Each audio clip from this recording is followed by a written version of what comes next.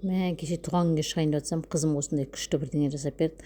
Сен қазақтың қызысың дейтін бар ғой, жібек баян ізісің дейтін сол өлеңді қойып күшті осындай монтаж жасап берді. Сонымен қазақ киімді киіп алдым да айда дікс дікс туған күнге келіп қалдық осылай. Бүгін біздерде дейтін бір емес екі көршімнің туған күні. Мә көршілер зажигать болып жатыр ғой мына жерде дейтін.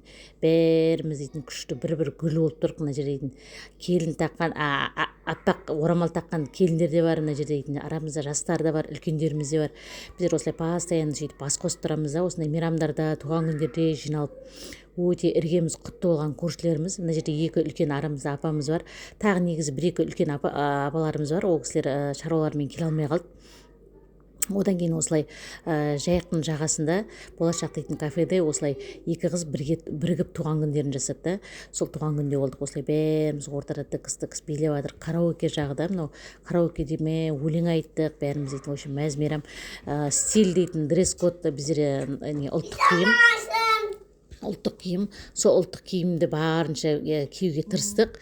Сол бәріміз дейтін орамалмен, енді қыздар дейтін шашбау, сәукеле деппін ғой, андай не қалай деп айтатын еді, андай шекелік, в общем дейтін бәрін енді қолында кімде не бар соны бәрі тағып келген ғой.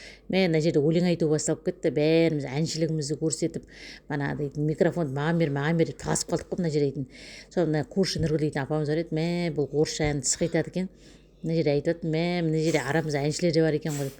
Сонымен дейтін мен де нені микрофонды алып алдым, мен де өлең айттым, өзім де өзім ғашық болдым ғой. Оказывается мен дейтін әнші екенмін ғой деп қоямын ғой. Мына жерде дейтін Құралай ханым отыр, Арабияның қатындары ұқсап. Бұл да өлеңді күшті айтады екен. В общем дейтін қыздар күшті болды туған күн дейтін, кешегі туған күн есте қалатындай прям. Енді бұйырса алдағы туған күндерде осылай жиналып тұрамыз.